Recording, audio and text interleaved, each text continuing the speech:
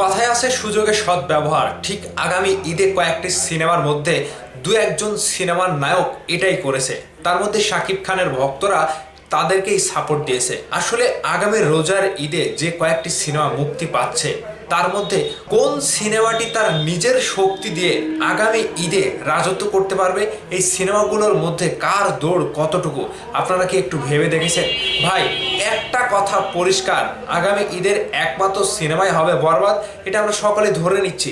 কিন্তু ভাই, ভেতরের খবরটা অন্য, ভেতরের ঘটনা ঘটে যাচ্ছে অন্য রকম ভাবে। কি সেই ঘটনা এবং বড় ভুল হচ্ছে কোন জায়গাতে আপনাদের সাথে আমি শেয়ার করছি। প্রথমত বলে রাখি, শাকিব খানের ভক্তরা শাকিব খানের সিনেমা আসলেই একেবারে ঈদের আমেজ শুরু করে দেয় ঈদের এক মাস আগে থেকে। এটা আমাদের সকলেরই জানা। আর শাকিব খানের সিনেমা ছাড়া ঈদ যেন একটা ফাঁকা ফাঁকা লাগে, এটাও হল মালিকদের জানা। আর শাকিব খানের সিনেমা না আসলে হল মালিকদের মন খারাপ থাকে, এটা সকল বাংলার দর্শকই জানে। আমরা যত সিনেমা সংশ্লিষ্ট ব্যক্তি রয়েছি, সিনেমা নিয়ে কথা বলি, সকলেই জানে যে এবারের ঈদে কোনো সিনেমা নাই। শাকিব খানের সিনেমা না থাকলে ঈদ ঈদ মনেই হয় না। তবে এবারের ঈদে যে কয়টি সিনেমা আসছে তার মধ্যে থেকে শাকিব খানের বরবাদ সিনেমাটিকেই হল মালিকরা টার্গেট করেছে যে আমরা বরবাদ সিনেমাটি চালাবো, তাহলে আমাদের ব্যবসা ভালো হবে এবং আমাদের বিগত কয়েক মাসের লস সবকিছু আমরা তুলে ফেলবো। সেই জায়গা থেকে বরবাদকে টার্গেট করতে পারে। কিন্তু পাশাপাশি আমাদের বড় ভুল হচ্ছে, সেই ভুলটা করছে সাকিবিয়ানরা। এই সাকিবিয়ানরা বরবাদ সিনেমার পাশাপাশি সিয়াম আহমেদের জঙ্গলি সিনেমাটিকে একটু সাপোর্ট দিয়েছে। তাহলে কি জঙ্গলি সিনেমাটি এগিয়ে যাবে? হ্যাঁ, অটোমেটিক্যালি সিয়াম আহমেদের জঙ্গলি সিনেমার হাইপ উঠে গিয়েছে। যেই সিনেমাটির কথা কেউ বলতো না, যেই সিনেমাটির হাইপ কেউ তুলছিল না, সাকিবিয়ানরা, শাকিব খানের বরবাদের পরিচালক সকলে মিলে যেন জঙ্গলি সিনেমার হাইপ তুলে দিল অটোমেটিক্যালি। তাহলে আমাদের বরবাদ সিনেমার সাথে কি জঙ্গলি সিনেমা টেক্কা দেবে? না।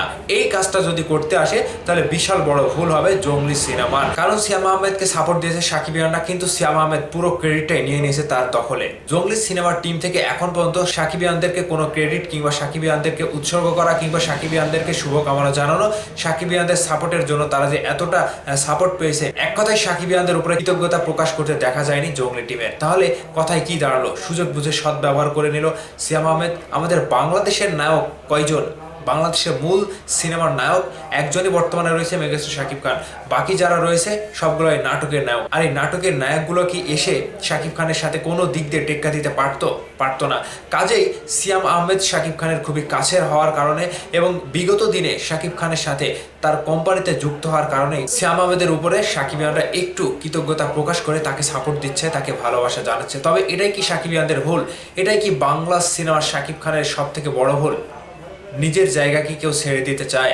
নিজের দখলকৃত জায়গায় কাউকে এসে কি অন্য কেউ বসতে দেয়? এবারের ঈদে দেখা যাক কার দৌড় কতটুকু।